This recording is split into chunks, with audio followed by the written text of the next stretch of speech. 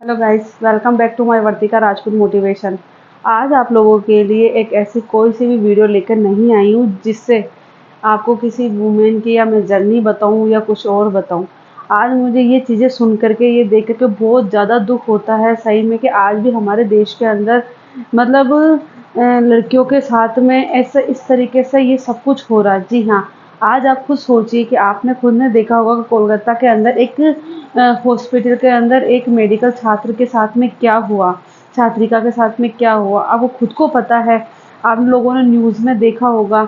मैं आज सोच रही थी कि आज मैं फिर आप लोगों के सामने किसी महिला की जर्नी लेकर कर आऊँ, सामने क्या लेकर कर आऊँ, पर चाहे कितने भी मतलब लड़कियों के लिए कितने भी कुछ भी कर लो, पर लड़कियों के साथ में ये जागती होते हुए रहती नहीं है। मतलब चाहे हॉस्पिटल में देख लो, चाहे कहीं और जगह देख लो, हर लड़कियों के साथ में इतने बुरे-बुरे कांड होते हैं, इतना बुरा-बुरा मतलब दुष्कर्म किए जाते हैं, जिनकर सुन कर के ही सही में जो शरीर की आत्मा होती है वो ही निचुड़ जाती है। जी हाँ, कोलकाता के एक हॉस्पिटल के अंदर एक मेडिकल छात्र के साथ छात्रिका के साथ में जब ये हुआ और जब मैंने ये न्यूज़ देखी, तो सही में मेरी खुद की एक आत्मा ऐसे निचुड़ गई कि उन माँ-बाप के ऊपर क्या बीता होगा, जिस माँ-बाप ने अपनी बच्ची को पाला-पोसा, एक-एक रुपया इकट्ठा करके उसको मेडिकल लाइन में डाला, उसको पढ़ाई करवाई और उसको एक विश्वास के साथ उस मतलब मेडिकल कॉलेज के अंदर उसके अंदर भेजा उनको,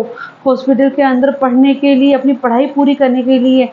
और उसी के साथ में इतना गंदा दुस्साहस, इतना दुष्कर्म किया गया, जिसे सुन कर के सही में अगर उन माँ-बाप की क्या हालत हो रही होगी, ये चीज़ सुन कर के मुझे बहुत ऐसे खुद के मन में ही खुद को ऐसा रोना आ रहा है कि भगवान उनके मम्मी-पापा को हिम्मत दे, क्योंकि जब उन्होंने अपनी बेटी को देखा होगा इस हालत में, तो सोचो उस माँ-बाप के ऊपर क्या बीती होगी। आज भी हमारे देश में ऐसे पापी, ऐसे लोग हैं जो आज भी लड़कियों के साथ में, महिलाओं के साथ में इतना दुष्कर्म करने के बाद भी और उनके इतने प्राइवेट पार्ट को भी जला देते हैं और इतना मतलब इतना उनके साथ में ऐसा-ऐसा सलूक करते हैं कि सोच कर के सच में आज अगर हम आप ये चीज़ सोचिए कि आज अगर हमारी ये उँगली है, अगर उँगली को कोई अगर इतना-सा भी काट दे तो कितना दर्द होता है, कितना दर्द होता है। 2 या 3 दिन तक उसका दर्द नहीं जाता है। अगर छोटा-सा काँटा या पिन भी चुभ जाती है, तो वो हम कितनी तेज़ से चिल्लाते हैं। आज आप एक चीज़ सोचिए कि उस लड़की के ऊपर क्या बीती होगी जब उसके साथ ये दुष्कर्म किया गया और फिर उसके बाद में उसको इस तरीके से रौंदा गया, उसके प्राइवेट पार्ट को इस तरीके से मतलब रौंदा गया कि ये सुन कर के तो सच में ऐसा लगता है कि ये भगवान उन दरिंदों को इंसान नहीं, एक राक्षस के रूप में थे वो, जो उन्होंने उस लड़की के साथ में इतना मतलब गंदा काम करने के बाद में उसके पूरे शरीर को, उसके बॉडी पार्ट को इस तरीके से मतलब हार्म किया। सोचिए कि उस लड़की के ऊपर क्या बीती होगी, वो क्या मतलब कैसे क्या चीज़ सहन करी होगी। मेरा ये चीज़ सुनकर के ही मेरा मतलब आप नहीं मानते हो, अगर ऐसा देखा जाए तो मैं सोच जब मुझे खुद को सुनकर के कई भारत में रहने वाले कई ऐसे लोगों को सुनकर के अगर ये चीज़ें हो रही हो, तो सोचो उनके माँ-बाप को क्या हुआ होगा, उनके माँ-बाप कैसे अपने आप को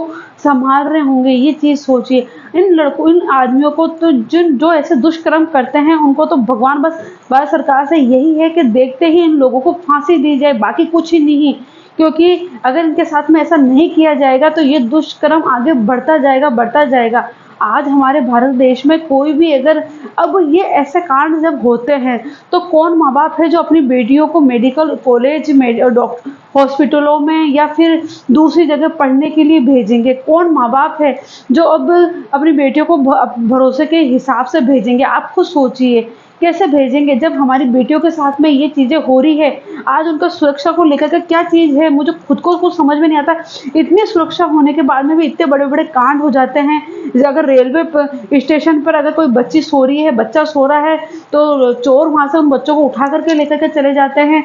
लड़की सो रही है, चाहे वो 3 साल की हो, चाहे 4 साल की लड़की हो, उनको भी वहाँ से उठा कर के ले जाते हैं और दूसरी जगह जाकर के उनके साथ में इतना गंदा काम करते हैं और उन्हीं बच्चों को यूँ फेंक दिया जाता है। इन बेरहम लोगों को तो डायरेक्ट फांसी की ही सज़ा देनी चाहिए, इनके खिलाफ कोई केस वेस नहीं करना चाहिए, बस डायरेक्ट यही काम करना चाहिए। क्यों?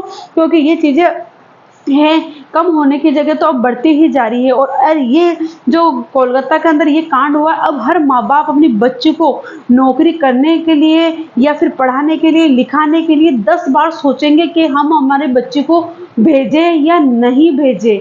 और ये वास्तव में उन माँ-बापों के लिए चिंताजनक ही बात है कि वो अपने माँ-बाप अपनी बच्ची को किस तरीके से भेजें। आज जो इस लड़की के साथ में जो हुआ, छात्रिका के साथ में, वो फिर और दूसरी लड़कियों के साथ में भी हो सकता है। ये चीज़ मतलब हर माँ-बाप सोचते हैं। मैं तो उन माँ-बापों के बारे में सोच-सोच कर के ऐसे हो रही कि उनके ऊपर क्या बीत रही होगी, क्या हो रही होगी। भगवान, ऐसे दरिंदों को थोड़ी बहुत भी दया नहीं आती है कि ये लोग अपनी एक हवस मिटाने के लिए, एक लड़की के साथ इतना बुरा काम कर देते हैं। और फिर दूसरा जो होता है, पर उनके प्राइवेट पार्ट के, उनके शरीर के एक-एक अंग को इस तरीके से हार्म करते हैं कि वो लड़की कैसे तड़प-तड़प के मरी होगी। ये चीज़ आप सोच सकते हैं, अनुमान लगा सकते हैं कि किस तरीके से उस लड़की ने अपने आप को, मतलब कैसे वो रो-रो करके, तड़प-तड़प करके उसने अपनी वो करी होगी। ये चीज़ सुन कर के आज सच में दिल ऐसा, मन ऐसा रो रहा है। आज सच में ये है कि आज हर एक भारत में जो रहने वाले माँ-बाप है, वो अपने बच्चों के बारे में 100 बार सोचेंगे, उनको पढ़ाने-लिखाने के लिए, बाहर भेजने के लिए, कि कहीं हमारी बेटियों के साथ में तो ऐसा नहीं हो जाए, कहीं हमारी बेटियाँ वहाँ जा रही है, अकेली आ रही है, कहीं हमारी बेटी के साथ ये घटना नहीं हो जाए। आज हर एक माँ-बाप अपनी बेटियों के बारे में यही सोच रहे होंगे। तो यही होता है, इन दरिंदों को तो इतनी कड़ी से कड़ी सज़ा देनी चाहिए कि फिर कभी कोई इंसान अपने भी दूसरों लड़कियों के साथ में या महिलाओं के साथ में या बच्चों के साथ में ऐसा करने के लिए 100 बार सोचे। जी हाँ, ये सच में इस तरीके से पहले भी कई ऐसी, मतलब हादसे हो चुके, फिर भी ये हादसे बंद नहीं हो रहे और ये आगे ही बढ़ते जा रहे हैं। यहाँ तक कि छोटे-छोटे बच्चों के साथ में ये चीज़ें होती जा रही है। सोचिए, छोटी-छोटी बच्ची जिनके साथ में ये चीज़ें होती है, सोचो ये कितनी बड़ी चीज़ है ये। उन बच्चियों को तो यही नहीं पता कि ये चीज़ें क्या होती है और उनके साथ में ऐसी गंदी चीज़ें होती है और फिर उनको किसी रेलवे ट्रैक पर या इन पे फेंक दिया जाता है। और फिर सोचिए कि उन माँ-बाप के ऊपर क्या बीतती है। मैं कितने भी मोटिवेशन वीडियो बना लो, कितने भी वो बना लो, पर सच बताऊँ ना, आज मतलब मैं लड़कियों के बारे में अगर जितना सोचती हूँ, मेरा दिमाग कहीं जगह ऐसा, पेपर में एक दिन भी ऐसा नहीं आता है कि आज कोई बलात्कार की कोई आई नहीं हो न्यूज़ पेपर के अंदर, या ऐसा कोई दिन नहीं जाता कि बलात्कार का मामला आज टीवी न्यूज़ के अंदर नहीं आ रहा हो। आप खुद लोग न्यूज़ पेपर देखते होंगे, पढ़ते होंगे जो भी, पर आप खुद देखिए कि बलात्कार के जो लड़कियों के साथ में ये शोषण वगैरह हो रहा है, कि ये चीज़ें आपको कभी एक दिन भी ऐसा लगा कि आज ये न्यूज़ नहीं आई हो। हर दिन, हर में कितने ही बलात्कार के ही लड़कियों के साथ में ऐसे काम किए जाते हैं और जो ये कांड बड़े-बड़े वो न्यूज़ों पर, इन पर आ जाते हैं, और कई ऐसी चीज़ें होती हैं जो न्यूज़ों पे नहीं आती है। उसको मुँह बंद कर दिया जाता है उसकी घटना को, या फिर थोड़े दिन तक केस चलता है, फिर आगे कुछ ही नहीं होता है। पर आज आप ये चीज़ सोचो, उन माँ-बाप के ऊपर क्या बीत रही होगी जिस लड़की के साथ में आज ये हुआ। उन माँ-बाप ने कैसे अपनी बेटी को उस अवस्था में देखा होगा। आप खुद सोचिए। उनके माँ-बाप को सोच रहे होंगे कि हमारी बेटी की मौत आने से पहले भगवान हमको ये चीज़ देखने से पहले शायद उठा लेते। या आज भी हमारे देश के अंदर हो रहा, कितनी शर्मनाक ये चीज़ें हैं। आज लड़कियों के साथ में ये ऐसी-ऐसी चीज़ें होनी जा रही है। वास्तव में इन लोगों को तो कड़ी से कड़ी सज़ा देनी ही चाहिए और इनको तो कभी जेल से बाहर निकालना ही नहीं चाहिए। और मेरा माने तो, मुझे तो ये लगता है ऐसे लोगों को देख के फांसी देनी चाहिए, ना कोई केस करवाना चाहिए, ना केस चलना चाहिए।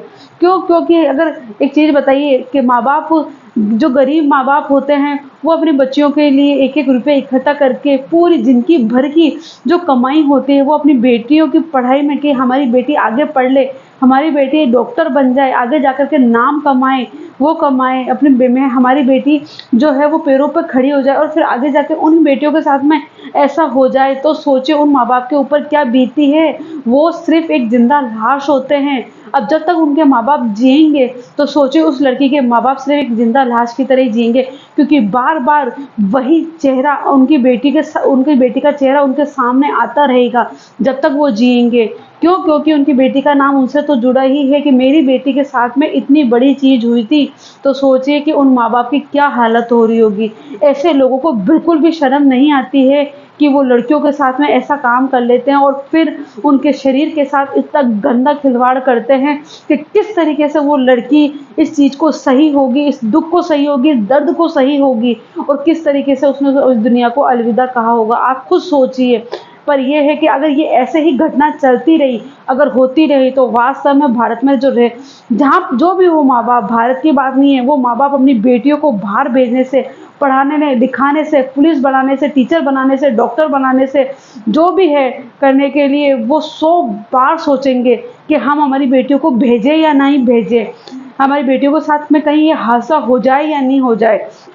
कोई भी माँ बाप अपनी बेटियों को 100 बार सोचेगा ये कराने से, क्योंकि ये हादसा इतना दर्दनाक हादसा है, जिसे सोच करके वास्तव में मैं बता नहीं सकती, विचार नहीं बता सकती, वो कल्पना नहीं बता सकती, मैं सोच ही नहीं सकती। मैंने इस न्यूज़ को पूरा नहीं देखा, सिर्फ मैंने थोड़ा सा देखा, जिसमें ही मेरे रोंगटे खड़े हो गए कि मैं इस न्यूज़ को पूरा देख पाऊंगी या नहीं देख पाऊंगी।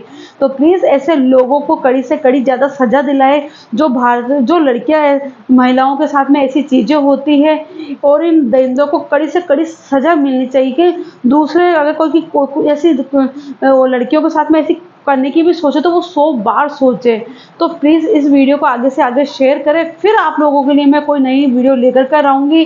पर सच बताऊँ ना, मैं जितना इस वीडियो में, जितना इस चीज़ में मैं बोलूँ ना, बहुत कम है, बहुत कम है, बहुत कम है।